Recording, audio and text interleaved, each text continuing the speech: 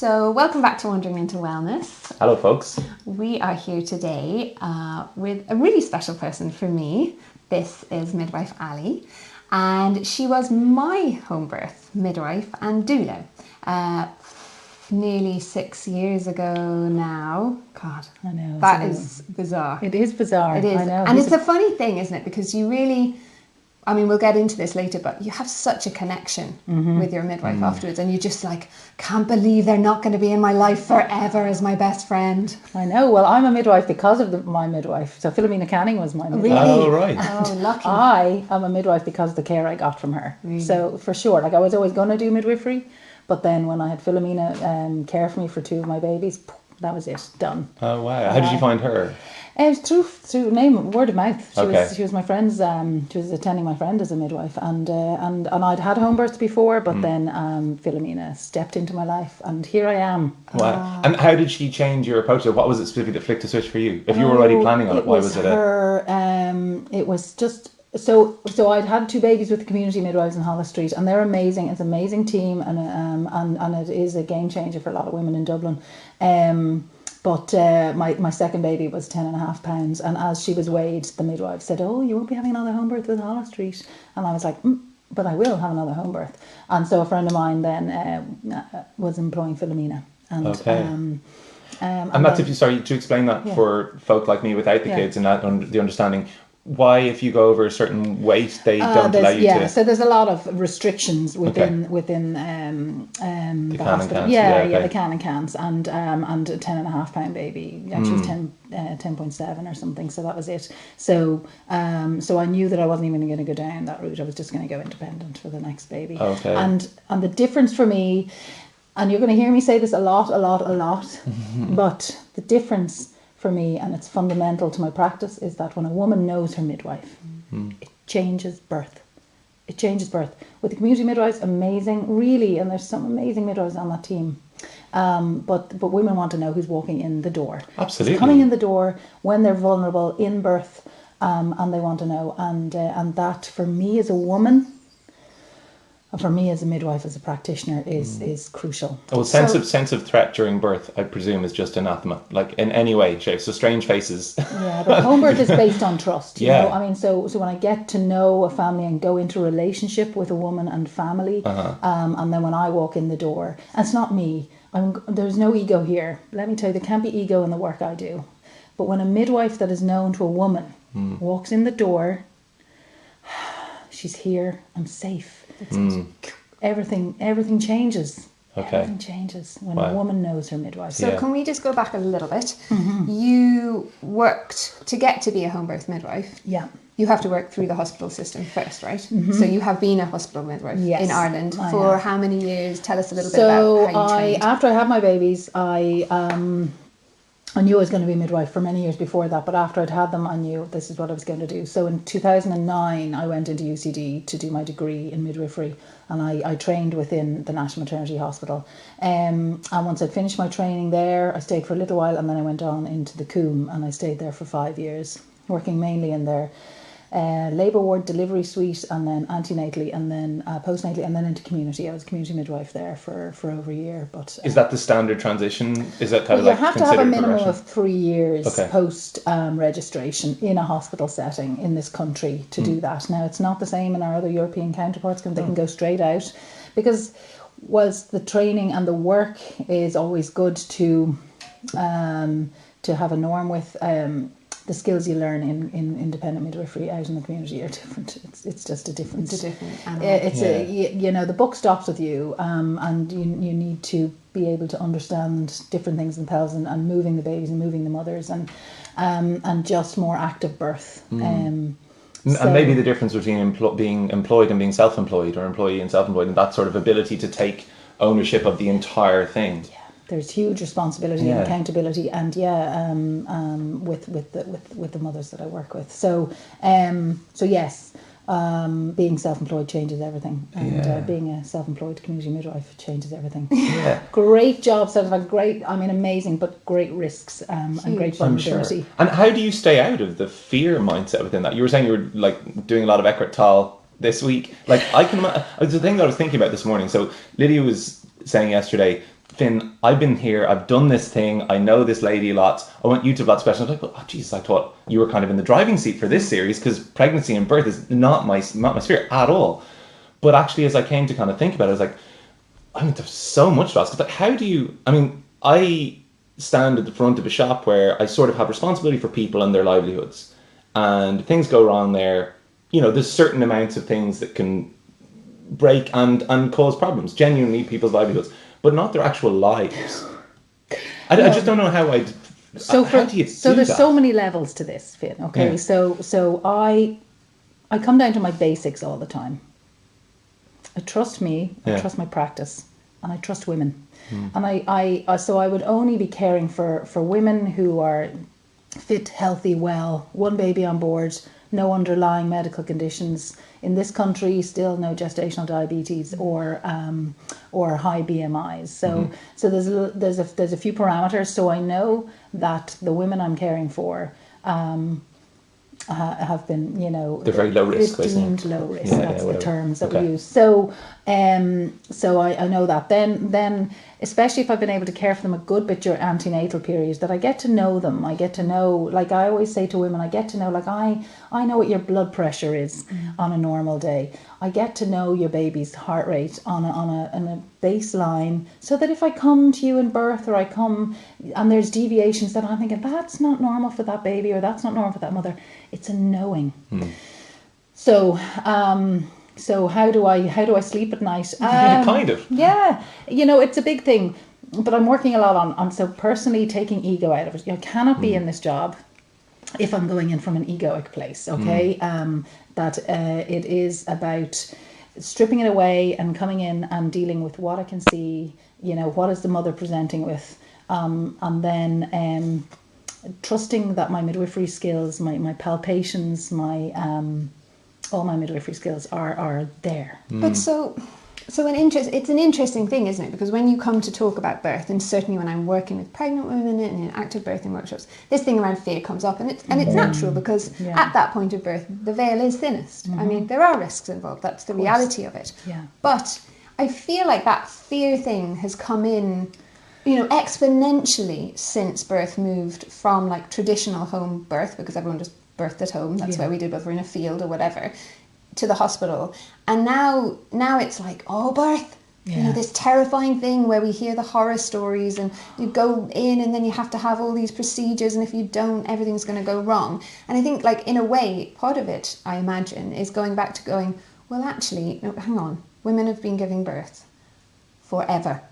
You know, this has been happening. Yes, and it was happening at home. Yeah, and it was but happening without the experience. But the difference of people like you. is that it's so big now, and the hospital settings are so big, that the paradox is that they're going in to feel safer, but actually it's a not knowing. Women need to feel safe to give birth. Absolutely. So you know, it's my absolute experience that they're coming in. I think studies have been done that a woman should meet something like 5 or maybe 8 care providers from booking a pregnancy to being discharged postnatally. At the moment, in some of the Dublin hospitals, she would be meeting 70 different care providers. What? Yeah. Really? Yeah, different days, different shifts, different clinics, different things. But it's only 39 weeks. I mean, like, how do you even... I'm not even kind 42? of... Yeah, 39, 42 weeks or whatever. But, Like, but you she's can't not fit booking 70 till minutes a she's week. about 12. Yeah, well, that's true. Wow. You're So, Yeah, you know, okay. especially if she's any huge impact, you know, meetings in the hospitals, she will have about So it's that. a new person every without appointment. a doubt. So they only have the metrics to go on. Yes. Okay. But the baseline of birth is knowing your midwife and trusting the midwife. So I always explain to the mothers that, so when we're meeting antenatally and we're sitting around their kitchens and we're getting to know each other and relationship is building, is that when I come in, that you trust that I'm there as your professional midwife, and I trust you to give birth. And when a woman feels safe and supported and knows her care provider, I'm going to keep saying it, it's going to be written there. Yeah. Magic happens, birth happens. Yeah. Physiological birth can happen. So the fear, coming back to your question, Lydia, is that there is that, like, but what if, and it's so dangerous. When you go into a scenario where you're trying to birth a baby and you're feeling afraid, your hormones are different, your brain is still working from the neocortex, which is the front of it, and we want women need to come out of their brains and come into their bodies to birth their babies. How can they do that when their adrenaline is running and they're like, who is this? And there is please don't ever get me wrong, my colleagues in the hospitals are doing an amazing job in an obstetric setting, but how can a woman let go and give birth when there's irreverence happening and there's a lack of connection happening? It's a fundamental physiological state that we need to go into. We can't do that. And I think I remember reading Grantly Dick Reed's book where he was like, back in the day, what sort of year was that? I'm kind of 1950s. Not a lot of sleep. That's the last 6 years. It's okay. So 1950s, he was going around and observing women in different settings giving birth. And he went into this one room in a kind of a poorer area of town. It was kind of more like a shanty situation. He went into this room where he'd been called to. The slums of London, right? So a woman was giving birth and she was in the corner. She was a young mother first time. And he was watching her and she was just birthing, very relaxed. And afterwards he said to her, you didn't seem to be afraid. And she said, oh God, was I meant to be? Yeah. And that's like it kind of comes down to that, really, doesn't it? It's like, how have we been programmed? And now what I'm hearing all the time, and I know that this is what I experienced myself when I was pregnant. Now, I'd been doing this work before, so I was kind of primed that I knew, like, I was like, I'm having a home birth and this is what I need and this is what I want. But still, you just hear everyone, as soon as you get pregnant, goes, oh Jesus, did you hear the story of my sister? Yeah. Well, you know, she split open and 100 babies pulled out. And, you know, and you're like, what? What? So women love to tell the negative stories. Humans but do. I mean, that's humans do. Yeah. So we are predisposed to going into that kind of pain, that negative side. But I mean, when I'm caring for women, or even in the clinics when I met them, when I was working for one of the, you know, in the Coombe, that I'd say, please stop those people in their tracks and say, you need to stop telling me that story. That's a very strange thing that you're trying to do to me, is scare me. And then I always encourage them on YouTube or on watching positive birth stories, watching hypnobirthing, water birthing. Even if you don't want to be birthing in water, watch it. Watch the peace, watch the calm, watch the in control. And you're talking, so your question again is like, you know, why is this huge fear around birth? It is to come back, for the women to come back in. If when you meet women and they want that physiological birth, and they're the first time moms are saying, you know, I really want to do it myself, and I'm going to try and do it with either an epidural, and I'm going to try. When they reach the very busy hospitals, they're so vulnerable. They've reached possibly the most vulnerable state that they've ever been in their life, and then they're met with not knowing, and then the cascade of interventions can happen at that point.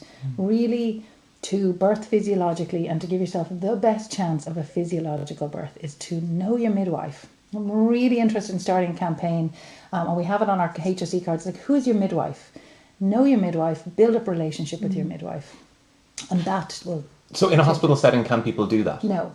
They just can't? Absolutely So it has to be home birthing if they want to do that?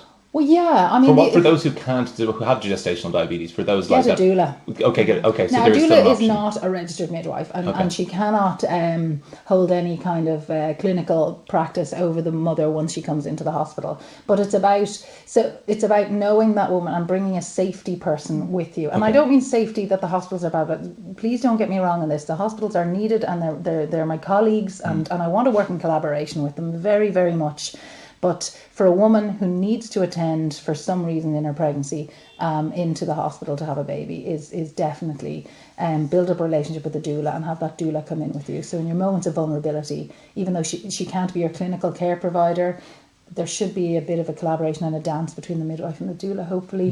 And also they take the doula. The doula is like your advocate, right? Yeah. And so what I'm always talking about in active birth workshops is like at that stage, like you were saying, the last few weeks of pregnancy, you want, like I'm always going, don't drive, don't make decisions, just get into that like space where you're like, you can see it on people's faces when they're about to, I know when they're in my class and they're like, you know, 38 weeks and, you know, I don't think it's happening. And you're like, no, it's happening. Yeah. Or they're 40 weeks and they're like, it's probably going to happen today. And you're like, no, it isn't. You see it on their face. Everything goes kind of soft and slack and the eyes are a bit fuzzy and they've gone into that place where everything's slow and you're just kind of I don't know, you're Flowing like with flowing it, around. yeah. And you need to, but you can't be in that place if you're in that decision, you know, I've got to go here, I've got to pack the hospital bag, I've got to look after the kids, I've got to do the things, you know. And so when you get to the hospital, the last thing you want that mum to be doing is going, oh, hey, no, I actually don't want an epidural, or please, can I have, Because you're engaging what is called the neocortex. And the neocortex is Absolutely. thinking. When the neocortex is engaged,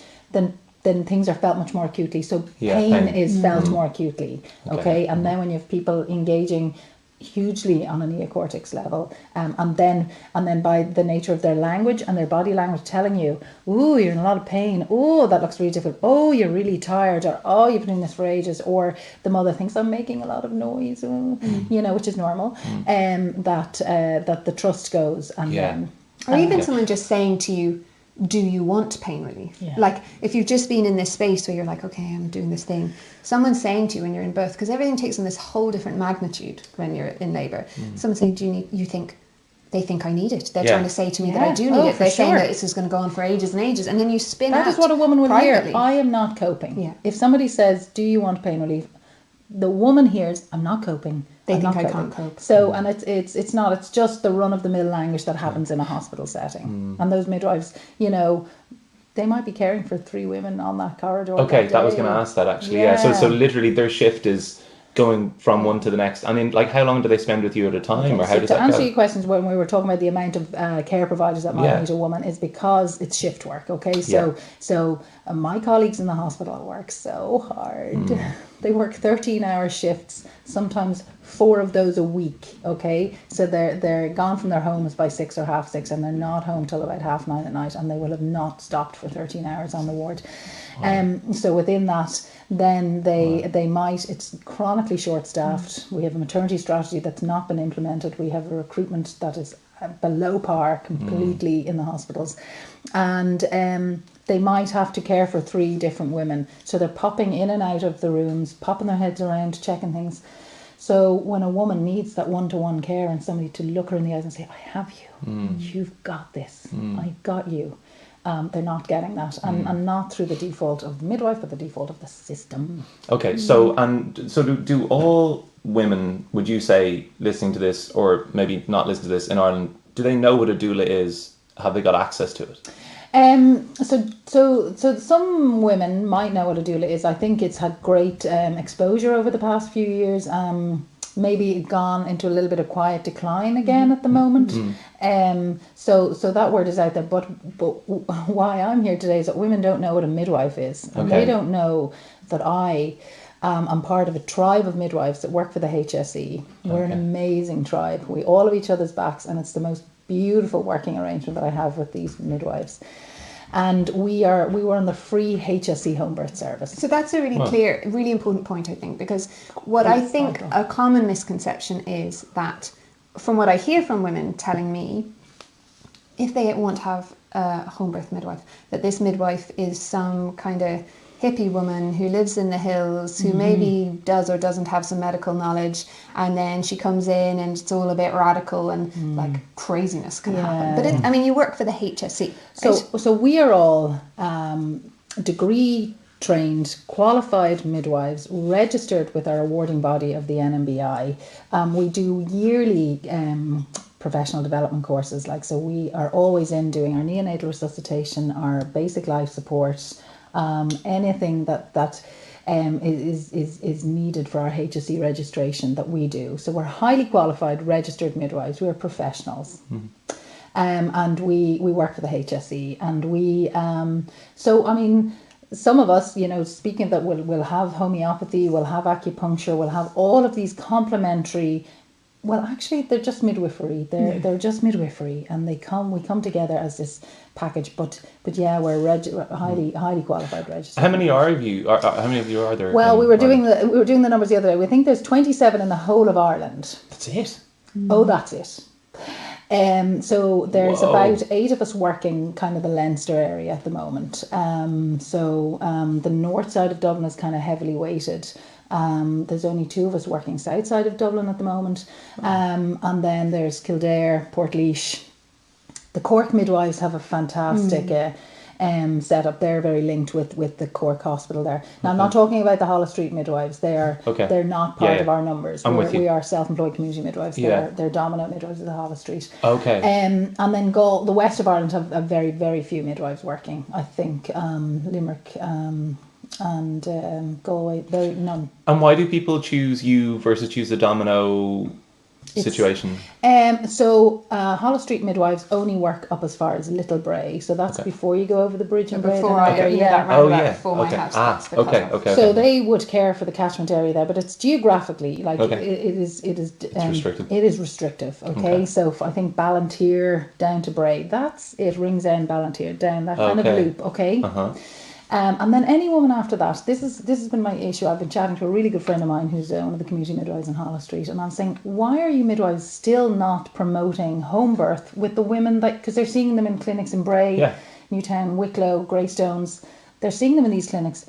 Tell them about this choice. So I'm really passionate this week. It's like, why are women not being told of a clinically and evidence-based care pathway that is their choice? And it's like we are the best kept secret in the country is us HSE midwives. It's like, why? So tell me this. The question that comes up every time is home birth as safe as hospital birth? And people don't opt for home birth because of the fear that if something goes wrong, some terrible tragedy, that you're being irresponsible somehow by choosing home birth. Okay, so I'm going to bring you through two things, okay? Firstly, I'm going to discuss that the studies are all there. There's new studies out. There's the birthplace study.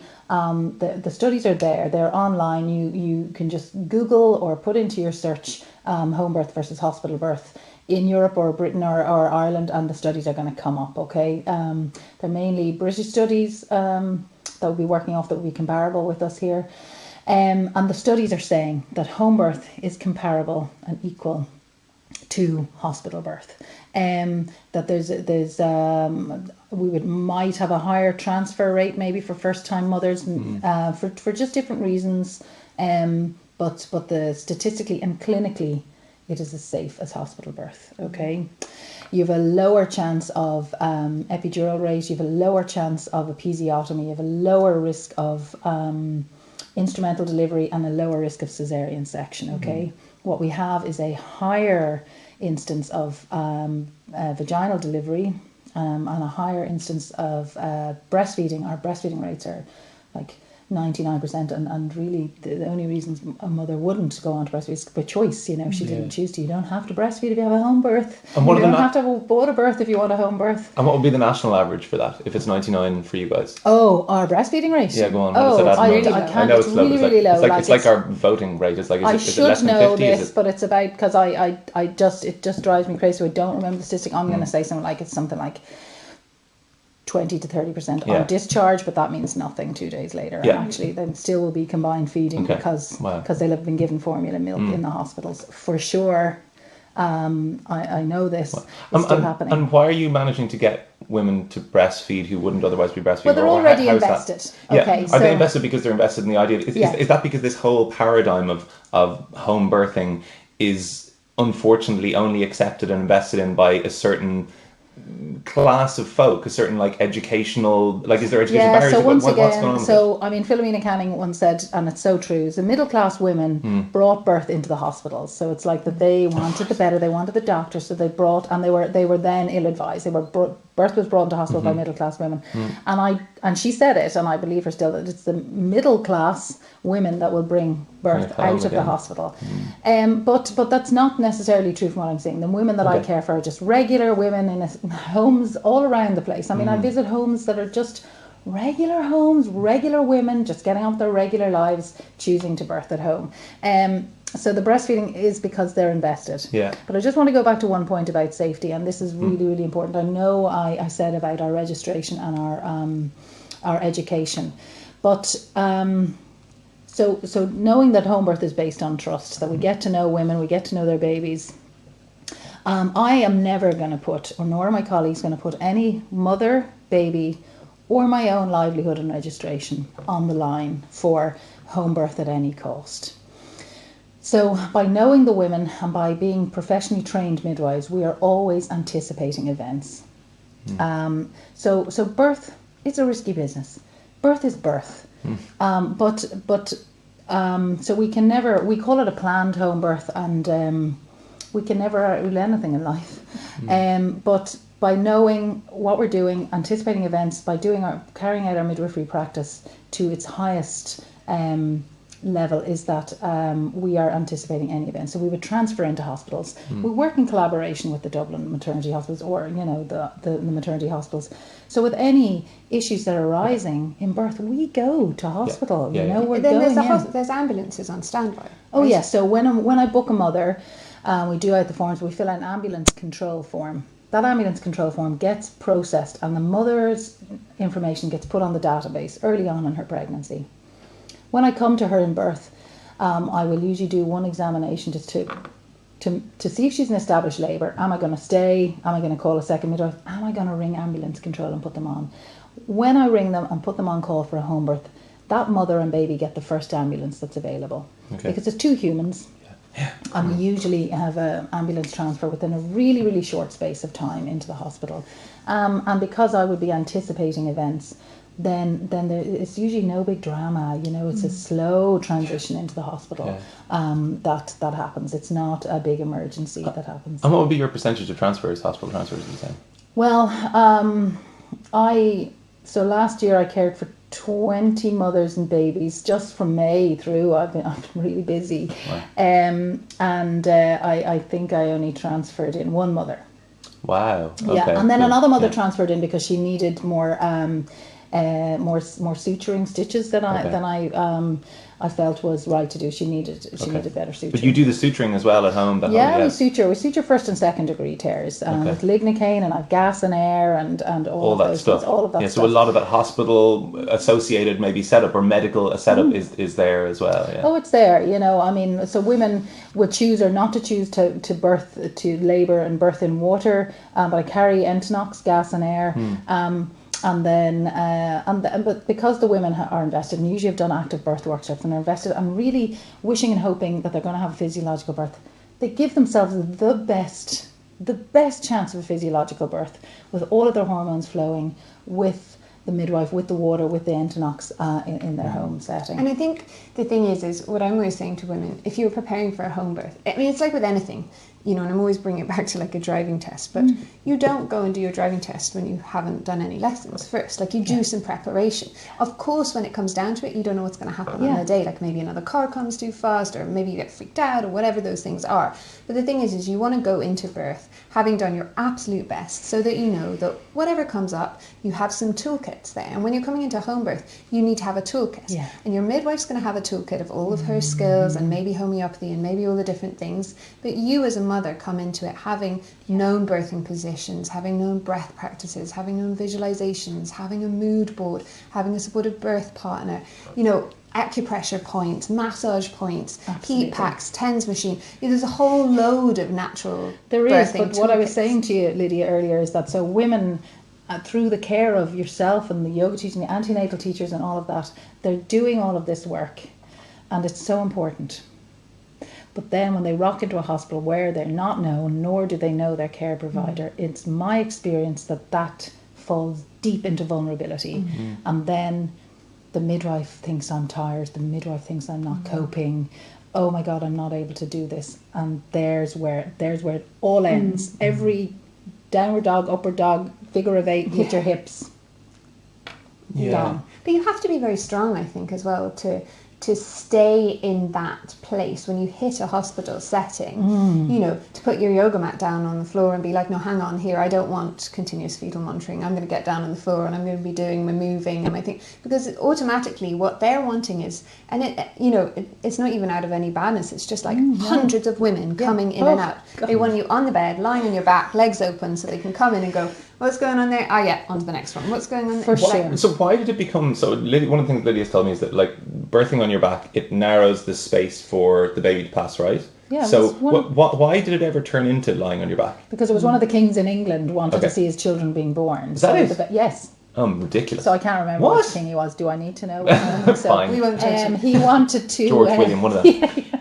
He wanted to be able to see his children being born. Seriously? So, and so then the women, his queens, were put up on their back so he could see it.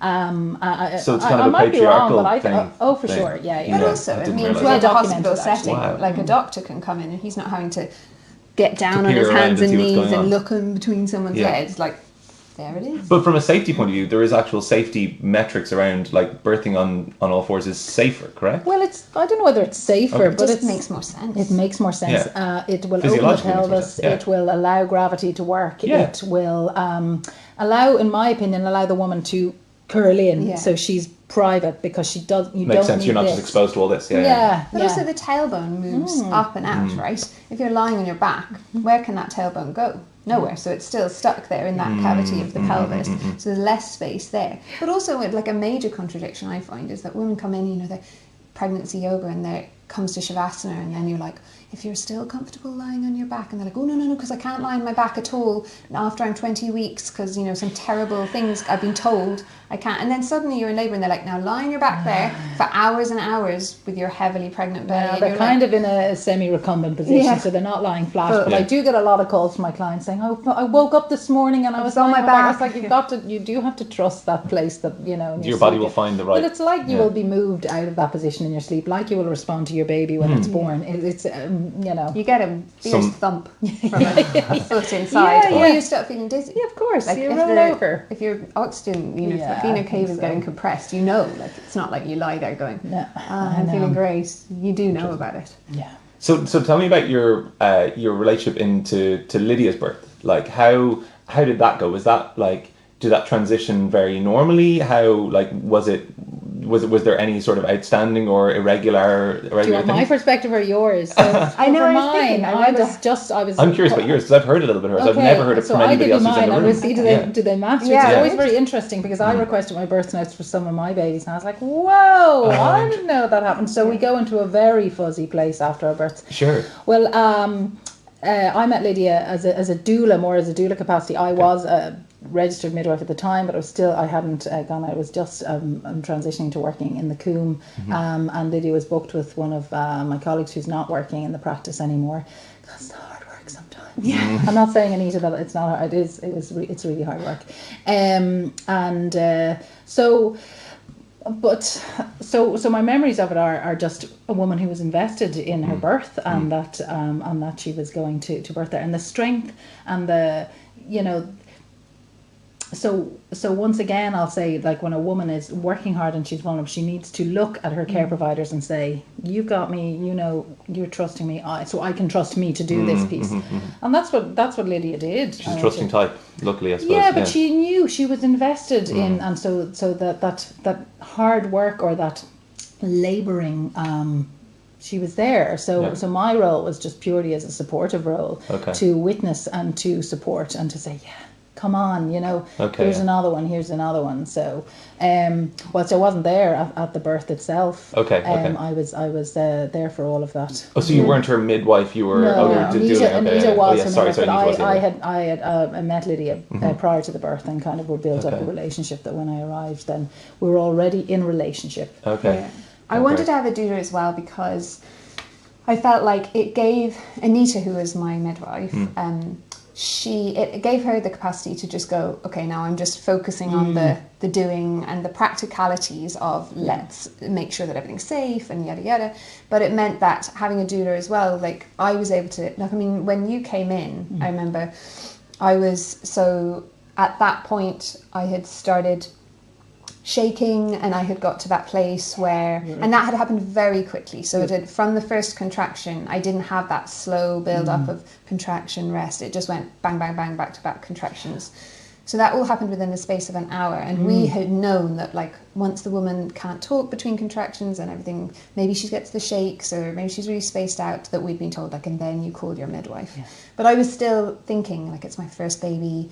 It's probably going to take 3 days, Yeah. And so I was like, maybe this is just pre-labor and I don't know that this is the real labor. And in my head I was going, oh Jesus. Like, if this is just pre-labor, like, this is fully intense. Wow. But anyway, Dom had called Anita and she said, oh, she's shaking. Oh, okay. No, I think this is actually happening. We've got to get over here. And you live just down the road from me.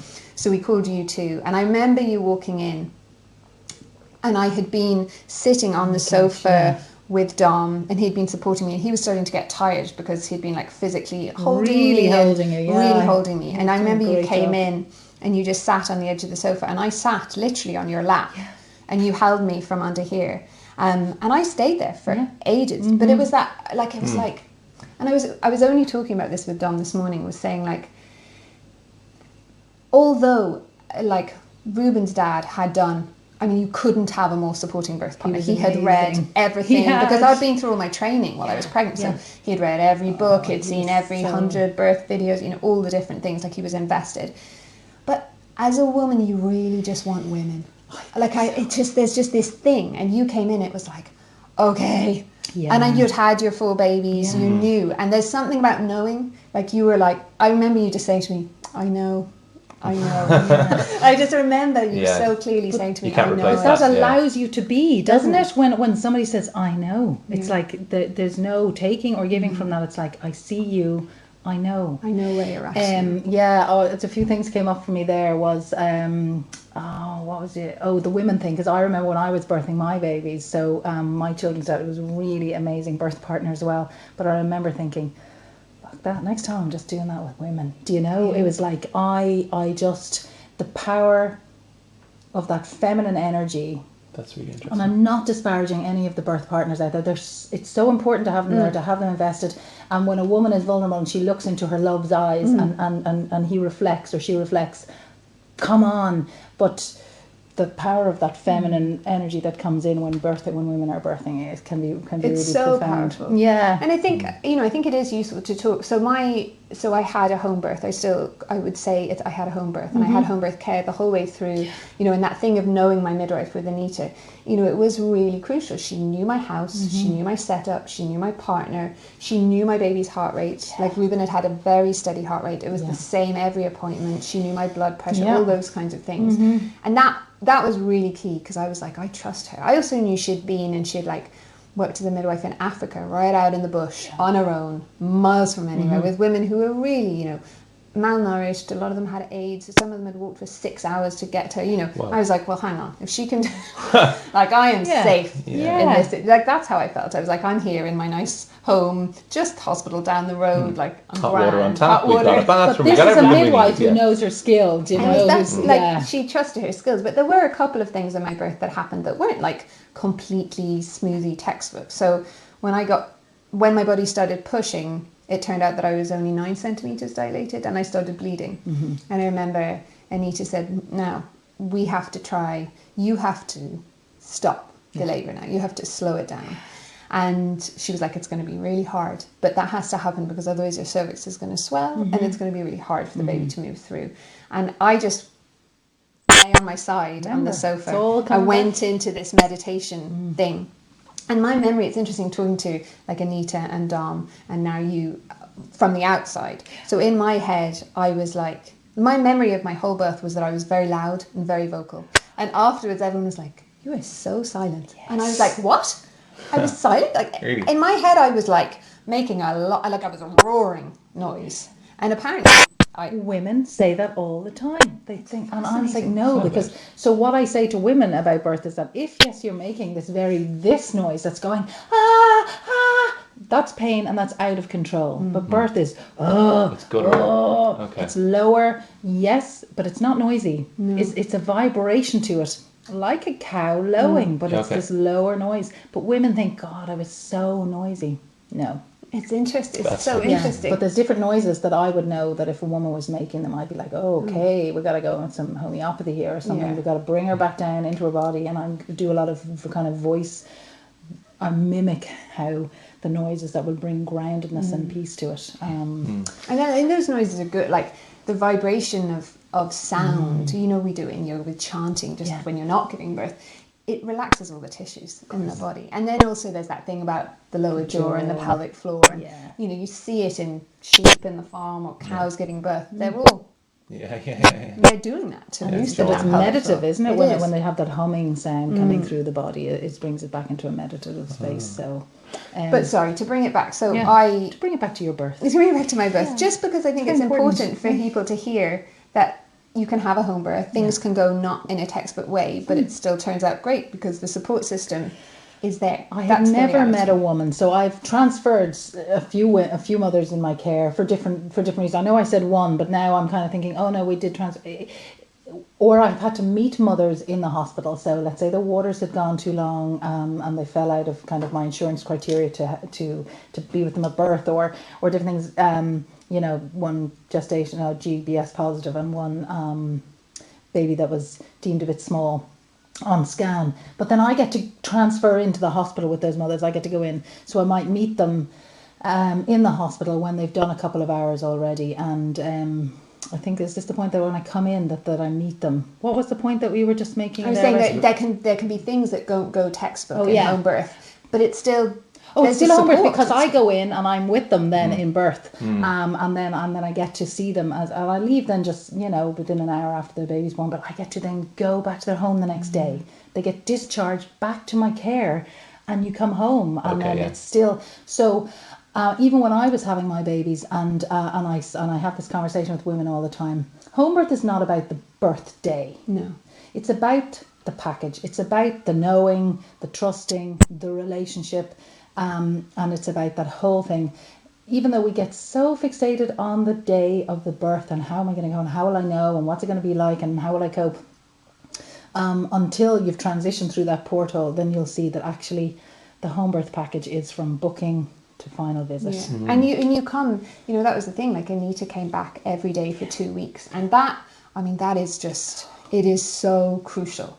You're so vulnerable at that stage, and you don't have a clue. Like even for me, and I've done millions of bits of training, but the postnatal bit is just, it's like not focused on. It's just like to be mothered and midwifed, and then to be reminded, stay in bed. I know that you want to go out, and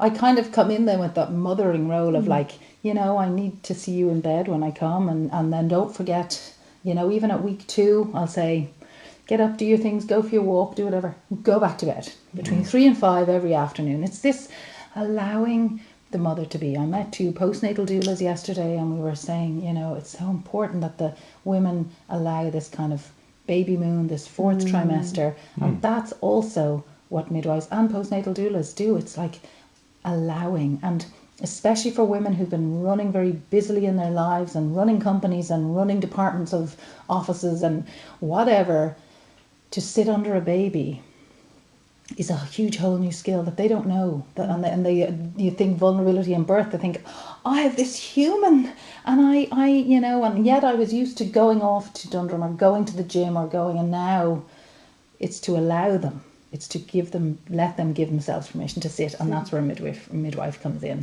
Okay, and to just say, to be in that place of it's okay to be crying. Yes. It's okay to be feeling vulnerable. It's okay to feel those feelings. You're not supposed to suddenly feel competent and capable and whoop, got this mothering business. No, it's not that. I've got teenagers. I still don't have this mothering business. It morphs all the time. But you do feel, even there's just little things. So I taught with Ruben. I had 2nd degree tests. I think I had 6 stitches.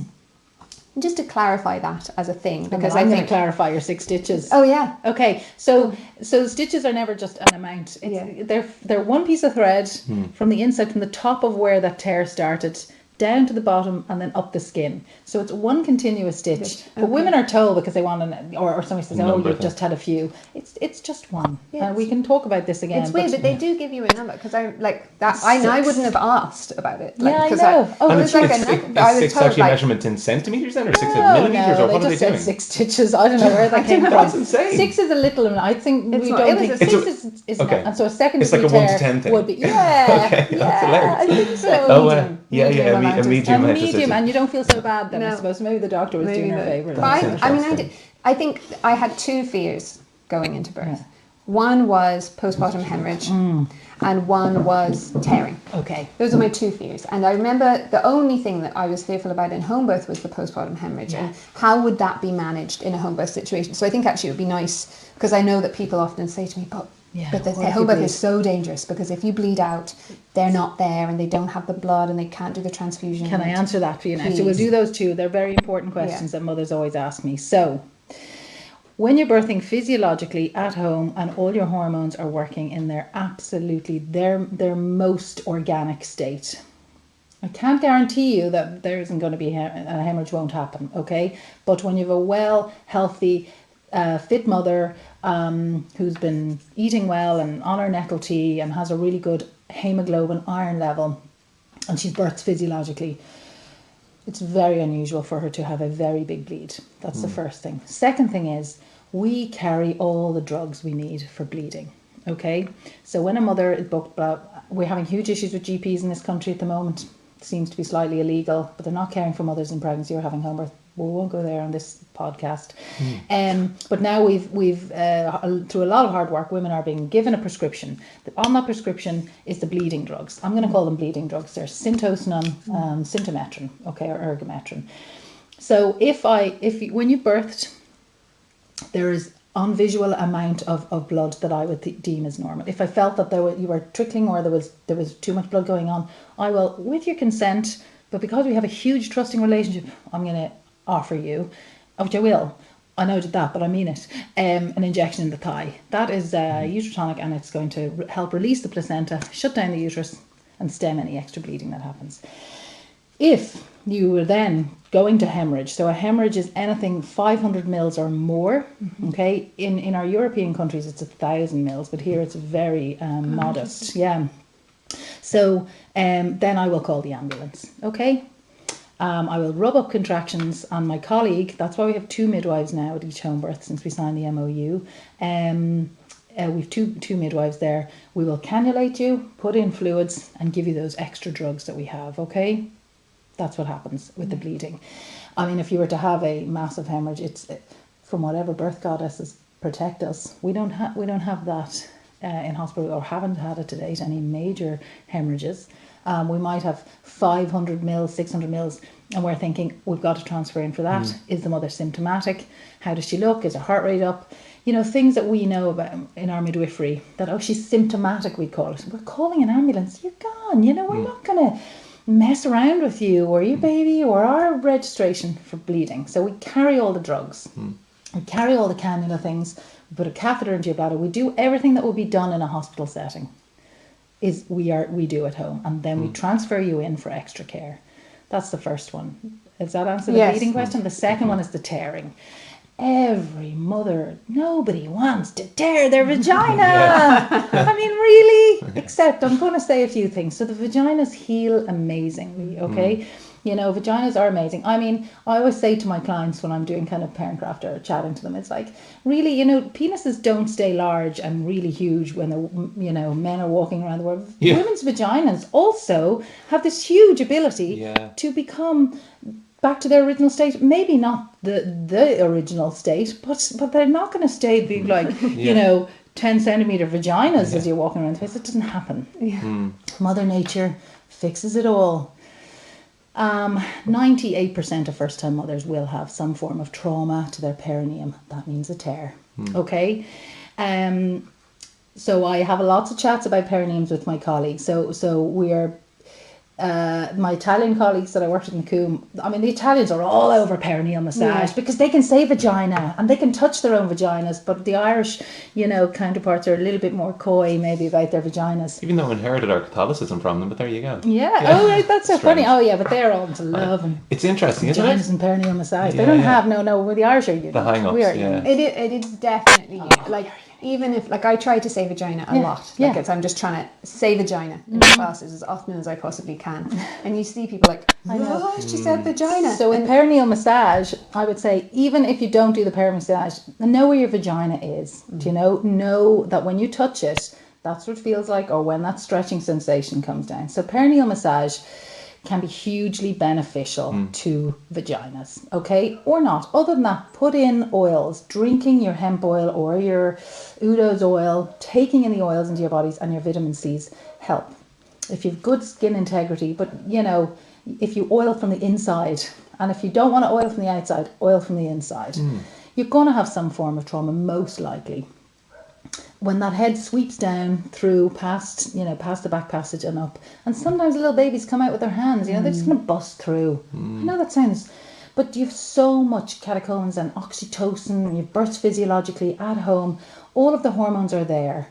to stop that being a very, very Yeah. traumatic feeling. Tissues Yeah, are naturally I going to be have as to relaxed say, as they like, can be. it was my biggest that's fear. It valuable. was the only thing I was frightened of. Yeah. And I didn't have any awareness of tearing. Yeah. I mean, I didn't feel it at all. No, you don't, because Like it's so nothing. stretched, and if you've allowed that oxytocin Amazing. reach down and get into that place, rather than that Valsalva pushing that might happen with an epidural in a hospital setting, in a physiological home birth, you're going to get the right amount of hormones there that do that. So you will either have a first degree, which is just basically, the skin here, and sometimes that just will heal itself. As I said, the vagina is amazing. And sometimes a second degree tear will go in deep there. And that's what you were saying about your 6 stitches, that it will go in deep, but just kind of the muscle and the mucosa layer. I carry lignocaine. It's the stuff the dentist gives you. It's great in vaginas. I will give you 20 mils of that and give you the gas and air. And we just suture the baby. Your body is full of endorphins and oxytocin. And that piece of the birth, it's a piece of birth. It gets done. You need it for your sexual health, and you need it for healing, just to bring that skin back together. And it's not the healing, like, it heals very quickly. And it's not like, yes, it's kind of stingy to pee afterwards, but it's stingy to pee after birth anyway. Whether you've got the tear or you don't have the tear. Like, I really just want women to know that it's not this, like, it's not like if today I suddenly split my vagina open on something. It's not the same thing. That would be weird. No, like the pain level or the trauma. It's But not also, like having a trauma we're back normal at situation. then we're coming into postnatal care. So when a woman gives birth and then she goes home, she puts on her makeup and she sits all dressed on her couch at day 3. And I used to walk into them at day 2 or day 3 in their homes when I was a community midwife, and I'd be horrified. I'd be like, go to bed. Please go to bed. Don't be sitting on the couch, all perfect for the visitors, on the hard chair, or even sitting up in the bed. When you're trying to heal your vagina and you're trying to feed your baby, lie down. So I would be a huge advocate for feeding the baby in the bed, lying down. That is going to take the pressure off your vagina. It's when the women are doing a huge amount of sitting, albeit even in the bed, they're not even in that laid back position. You've got pressure. You might be fine all day, and come 8 o'clock at night, you've got the achiest vagina. It's like, why we're sitting on it's trying to heal. But a tear, they heal really well depending on your pain threshold. Take some paracetamol. The women get prescribed for Difene, a suppository of the back that covers them for 24 hours, an anti-inflammatory. And take that, and don't be sitting on your vagina that's just done a huge amount of work, and then the healing can is less intense. So is there any other questions? Those are the two that come up always for me, is what happens if there's a hemorrhage, what happens if there's a tear. I think we've covered those, and I definitely, when I spoke to Anita when I was pregnant and she explained that thing about the hemorrhaging, I was like, oh, okay, no, that makes total sense. And then that was gone for me. There was no thought process. It was just like, I feel safe. This is safe. And I felt 100% safe. Like, I would give birth again in a heartbeat. Like, that, the bit afterwards where the baby didn't sleep, that was the hard bit for me. It's the raising of them. The raising was the hard bit. But the birth was like, it was just, it's an interesting thing. And I remember speaking to you, and I remember being, when you go into kind of the more natural birthing sphere, people tend to use terms like rushes and surges instead of contractions. I remember this conversation. Us having conversation, me being like, I'm trying not to use those terms about like pain. And, I'm going to tell you my side of the story now. And you were like, no, just to be clear though, like, it will be intense. Like, there is going to be some sensation that's painful there. So like, don't go into it. And I remember Dom being a bit like, I really didn't like her saying that. Like, I didn't like her putting that on you, because you were trying to go into it like that pain doesn't exist. This positive mindset, orgasmic birth and whatever. But I remember when it came up to it, when the first contractions hit, I remember being like, oh, I'm so glad that she said that. I'm so glad that she said to me that there, and I say it to all the women now that I meet, just to be clear about it. It is an intense sensation. It's not like, and some people can have a birth where they either are orgasmic or they really just don't feel any strong sensations. But that was not the case for me. Whilst saying that, it was the most intense physical sensations that I could have had, but there was no point that I went, I think I need some pain relief. And I'm not I'm like a wimp. Like, I'm not a person who goes around going like, whoo, real strong all the time. Like a pro. But so that's really interesting, because I often think about that, because I'm a hypnobirthing trained instructor as well, and when I'm giving the classes, you know, and we're talking waves and we're talking surges, and yes, they are. As a midwife now, you know, I swim in the sea every day and I watch the waves and I think, oh, there's another one coming, and that is birth from a very romantic position of mine as a midwife.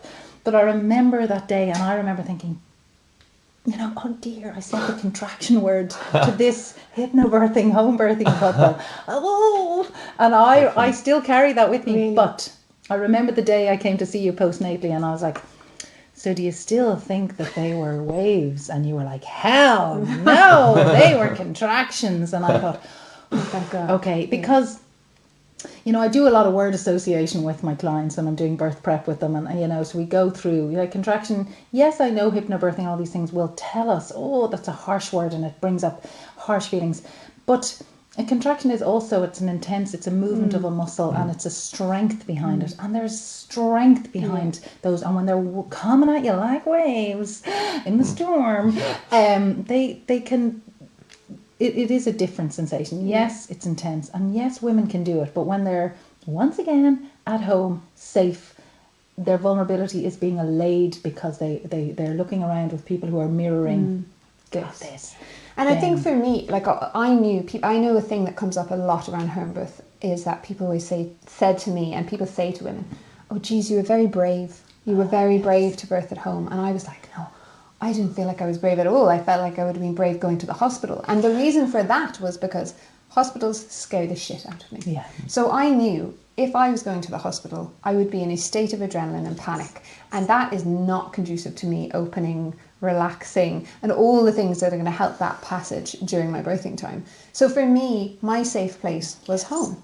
It was in my space with my smells. I knew my couch, my dog was there, you know, and then I'd surrounded myself with a team of people that I felt like, this is my team. Just like when you do a marathon and you have the people who are cheering you on on the sidelines and offering you water and all those things. It was like, here are my people.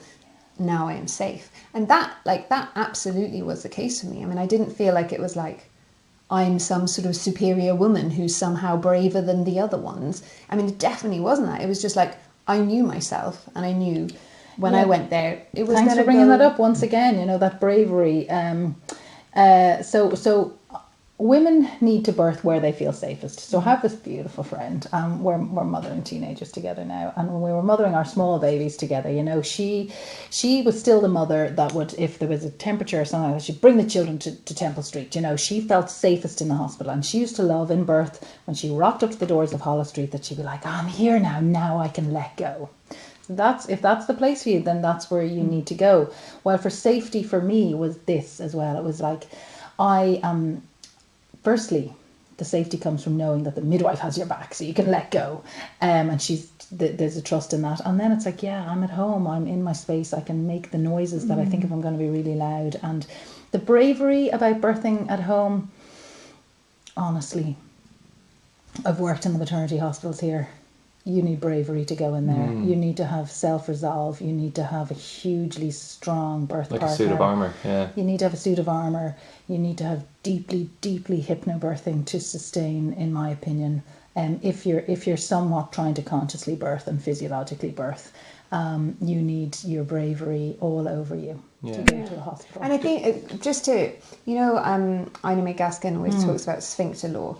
I think that's a really important one just to talk about a little bit, because what I would say in my classes to women, and I remember reading it in books and it just made so much sense to me, that your cervix works like the sphincter, right? And so if you were going to do a poo, for example, it's not going to go well for you usually to be in a room with bright lights, the doors open, and people coming in and out that you don't know. Like, you're just going to be like, performance anxiety, like it's well known. Literally that. You're going to be like, I'm holding this thing in. And you know, you need to be in a place where you're like private and calm and warm enough and not too cold and not people listening, so you can just do whatever you need to do to let that out. Yes. And that is the same for birth. So, you know, there are some people, of course, who their hospital is their safe place. And they're like, oh, I'm in the right place, great. But for most of us, you know, we can't even go to a public toilet and go to the loo. We're just like, oh, just hold it till I get home. All these kids in school, they hold on to their poos all day and then they come home to poo. Yeah.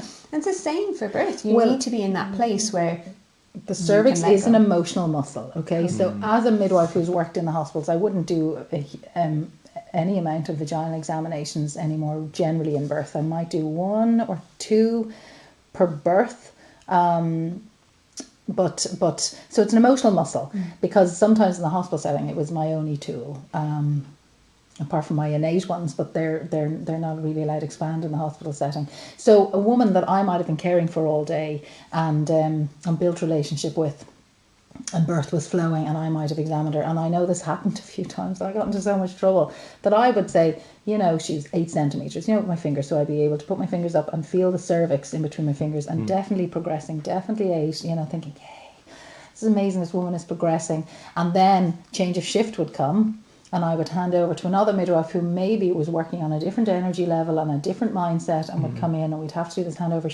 I remember 2 of the instances where that midwife never looked at the mother and said, hello, I'm so-and-so. And there was no gentle transition. And the next day I'd come into work and I was like, you said that woman was 8 centimetres and she was only 3. Oh, wow. So and this is...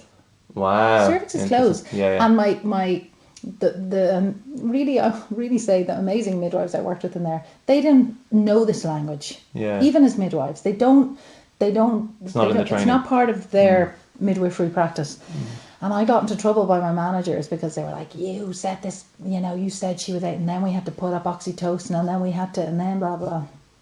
And I just had to smile and nod, and I had to say, because you have no idea that poor woman, whatever happened to her, just closed her cervix because the energy, the transfer of care, didn't go well for her. Isn't it so weird that that compassion in that environment isn't, particularly where there's a direct, I'm sure measurable medical outcome, isn't considered a vital part of that process? Like, we've had an amazing doctor on, Jane Uyghur, a Canadian doctor who's done her doctorate, I think, on compassionate medicine. She's trying to introduce it into Irish undergrad medical training, and I just find it, it's really shocking when, and she's shown that there's outcomes from doctors staying at a bedside, or passing the blindest, the tiniest bit of how are units into a into a medical setting, that it changes the actual, not just how people feel, but actually changes how they heal. Which and how they perceive their pain. But I don't get why that can't be put in. Why it's such a fight? Why is it such a fight? We're all humans. Everybody's a human in there. Survival in the system. Yeah. So the system is. But we created the system. We did create the system, but we're still only at the baby steps of unraveling that system. Okay. So it's heartbreaking. It's a system I couldn't stay in. Okay, because even though I was practicing this mindfulness and this presence with women, my colleagues weren't. And because I was part of this team and this flow of break times and this flow of handing over care, so it's there, but it's only in its infancy. And I know this consciousness is coming. Okay. But we're not close. Is it still largely male led from the top down? No, but Or it's is it changing? masculine energy led. I hope that doesn't sound too hippie. I am a hippie. I'm in my hips. I love dancing. I love birth. I'm always squatting in birth, so I am actually a hippie, even with shaved hair. It is the masculine energy, the medicalized energy of we know. And yes, they've done all the trainings. Those consultants. But I always liken it when I'm telling students or I'm trying to explain this to somebody, is that's the only birth they know. Exactly. That is the birth they know. And I feel for my obstetric colleagues, when I hear of an outcome of a birth or something, I think, oh, that poor doctor or that poor midwife that was involved in that care of that case. They only see tragic birth. They do. They see they're called in as junior doctors, junior regs coming up. They're the ones called in to deal with the hauling out of babies or the bleeding or those things like that. They have never seen physiological birth, peaceful, quiet physiological birth, because that's not their remit, and they are called to theatre. While we might be in witnessing in a hospital room, we might be witnessing the sacredness of a beautiful birth. They don't get to see it. They don't have any cellular understanding of this. So the energy of that is they get to see the tragic things, and they carry a lot in their hearts from scenarios. I well believe it. No, carry it, yeah. But so then, then you build up a wall of fear. You build up barriers that would keep their practice going that way, and so then we have that. And did you have this emotional language from a tot, or where did you get this from? Oh, I'm learning every day. believe God, I wish I. I think I was born to do this emotional work. It wrecks Okay. my head every day. I had a bad day yesterday. You know, I really feel a lot. But you know, to be here talking about what I'm passionate with, you're seeing me in all my finest glory of belief. I think I was always awakening in life. But I think definitely from my 30s to now, I'm like seeing stuff. And did your own births Yeah. have influence in a major way your own pattern as a practicing midwife? Oh, without a shadow of a doubt. So my first baby, Lucy, is she's 19, and I remember I booked with a consultant, and I remember going to the consultant and saying, I have all these questions, and the consultant said, stay then for your antenatal classes, come back to me when you're like 38 weeks, and I might answer some of them. I went home and I cried for the day. I didn't know what happened to me. And then I found the community midwives, and I went in, and they were amazing. So then, like, this paradigm that I want to break is that I said, for the first baby I'll have it in hospital. Please don't do that. Because just because that's the way it was, and it was supposed to happen that way. I birthed at home like an absolute warrior woman and transferred in, and I got amazing midwifery care. But Lucy was born by ventouse and episiotomy. What's ventouse? Suction. Okay. Oh, right. Okay. And I always think their births are very symbolic of the type of people they are. So Lucy always had to be really, she always wanted to go to the party as a child, and in the end she was always like, I'm not going to that party. So that was the lesson I learned. Then Kate is nearly 18, and she was my first home birth baby, and she was the big, huge whopper. And I thought I was going to split open birthing this baby. And she came at 41 weeks, and she's still, we call her in my own time Kate, because she's just like, I will come when I'm ready. No rushing me. Yeah. And so I learned a lot through that. And then I knew home birth was the place for me. I remember just getting on and, having contraction surges, waves, and then getting back up and just finishing the little jobs that I wanted to do, like, I don't know, folding Lucy's laundry before I went on and had another contraction. It was just normal. I felt safe.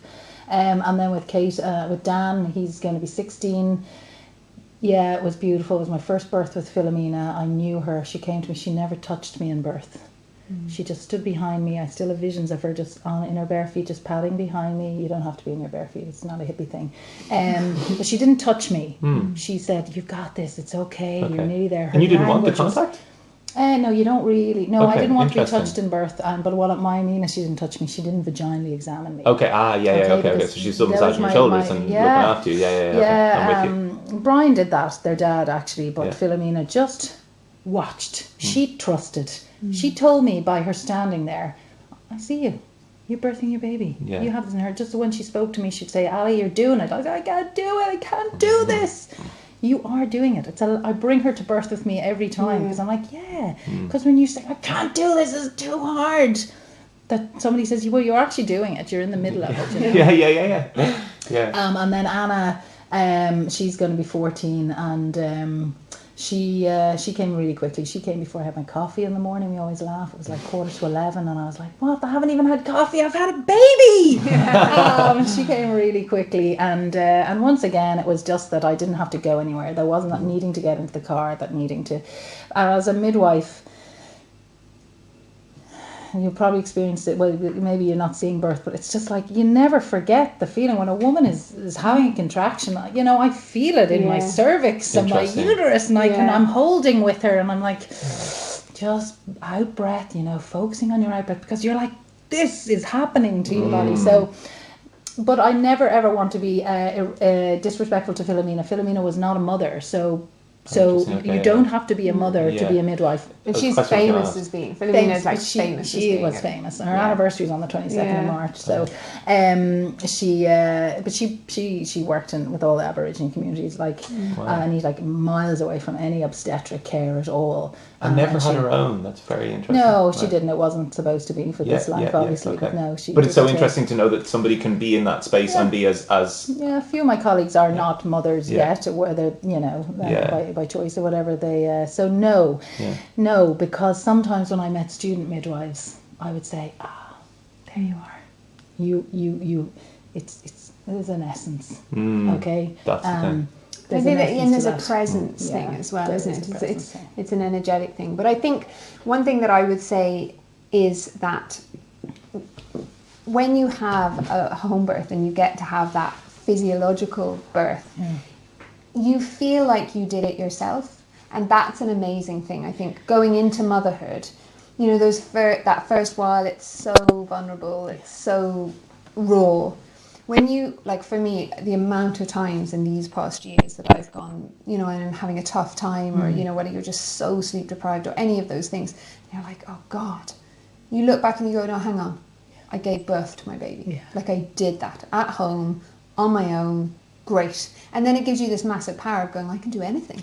It does. And I think you need, like, it's so, I just feel like the more women that get an opportunity to feel the empowerment of knowing, like, I can birth my baby. I don't need someone to come in and deliver my baby for me. I deliver it. Yeah. That gives you the tools to go into motherhood and have that, like, inner strength. There's two things that I always love, especially around birth, is that when you see those, if somebody's taking photographs, and I do try, apart from busy, I try and get my second midwife to take photographs, because you get that look of, you know, not the first minute or two, but about either just at the moment of birth or then about 5 minutes later, you get this glow from the woman, and she is all alive. Everything in her is alive. She's birthed a human. She did it, and it's such a powerful sentence. What was the other thing I was going to say? It was about that. I'd friends. So when I was birthing my babies 20 years ago, you were allowed through the HSE. Philomena would have caught a lot of what we call VBAC babies. So women who'd had previous cesarean sections. Generally, all my friends had failed inductions, and then they were broken after that. And then they went on to have their other babies at home, and they changed as women. They will tell you to this day that, you know, 20 years later, that the minute they pushed that baby out at home after having a cesarean birth and the second babies, they changed. It changed how they saw themselves. It changed how they mothered. It changed who they were fundamentally, and they got that inner strength of, I am woman. Yeah. Big. Yeah, Big thing. it's a huge thing. So, if people are inspired to look into home birth, if they want to contact you, if they want to find out more information, what is the best way to reach you? Okay, so I work in the Dublin area. You will find us on the HSE website. So all of the HSE midwives that offer that free home birth service are on that HSE home birth page. Other than that, we're all on Facebook and Instagram. So I am Midwife Ali on Facebook, and I am midwife_Ali Dublin, I think, on Instagram. But other than that, we all work as a team. So you'll find us, once you get one of us, we'll pass. If we're too busy, we'll pass your number on or give you all the other numbers. But we are there, and we're waiting for you, and we're ready to be your midwife. What an amazing service. Golly, what an amazing service. I know. I don't get to give birth. Yeah, feeling jealous. I genuinely am, absolutely. It's I mean, I can understand so much of what, you know, has patriarchally come to pass makes sense when I sit here feeling what I'm feeling, but it's a little club I can't join. No, you can't. Know? But yeah, it but is. It's an amazing thing that we don't, you know, give enough reverence to, and I think it's a really nice thing that that there can be things that men and women do individually and do, you know, for themselves, and that it strengthens and empowers them without it's not exclusory, even though it's exclusive, if that makes sense or whatever. I know it is. I mean, we need to bring the sacredness back to birth. Absolutely, and you're making it sound like it is, which is beautiful. It can be, and this is what's being lost, is that it is a sacred event. Like I'm working, I pause at birth, but then I'm busy. But to watch sacredness unfold, or sometimes when I'm squatting and I'm just waiting for babies, I'm watching their heads come down, and there's a moment usually where it can go quite quiet, and I just look around the room, and I go, oh my God, this is profound. It's a big deal. It's a big deal, and there's this beautiful moment of sacredness, and then to wrap a beautiful family up in bed, tuck them up in bed, and to know that the world is a better place is it's what I do, and you know, we were talking about, I mean, I have huge risk, huge vulnerability, huge that, and then when I come and I speak about what I do, I feel Yeah. I feel You're in the right three place. times the size of the woman that I was when I walked in. It's like, okay, Al, just, you know. Yeah, you're clearly in the right place. Fair dues. Thank you. Thank you. Thank you. Thank you. You're welcome. And thank you for all your help all those years ago. Because Because it was like it's fundamental. beautiful to reconnect with you, and this is it. You know, it's just an essence between us. It's like there's this little thread that just runs Yeah, through, that keeps going. and Yeah. it's so great, Lydia. So great. thank you for. I always say to the families, don't think I am privileged to be here. Yes, I need to get paid. Yes, I need to earn a living, and you know, I wish I couldn't, but I do. I need to raise my teenagers and pay for my car to get to you. But it is a privilege to be asked in to homes and be given that respect of a midwife to your family. Yeah. So thank you. Thank you. Fair dues. Thank you guys for watching. Watching somebody discuss really how like they're truly in their vocation, and tell you somebody who's earning their living, that's for sure. Oh my God. So stay in touch. This is only part of our pregnancy and birth and beyond series. So there'll be lots more to come, and stay tuned. You find us obviously on iTunes, on Spotify, on YouTube, wherever you get your podcasts. And thanks for And watching. we will put a link to all the ways you can contact Ali Yeah. in the footnotes. 100%. Yeah. Cool. Okay. Okay, thanks everyone. Bye. Well Beautiful done. pause. Very Pause. good. You remembered. Thanks, Bob.